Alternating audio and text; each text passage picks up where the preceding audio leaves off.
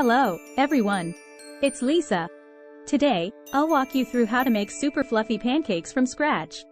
You'll need 1 cup of all-purpose flour, 2 tablespoons of sugar, 1 teaspoon of baking powder, a pinch of salt, 1 cup of milk, 1 egg, and 2 tablespoons of melted butter.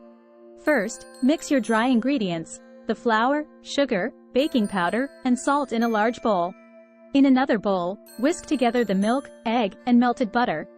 Pour the wet ingredients into the dry and gently stir until just combined. It's okay if there are a few lumps. Now, heat a non-stick frying pan over medium-high heat.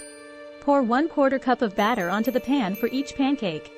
Cook until bubbles form on the surface, then flip and cook until golden.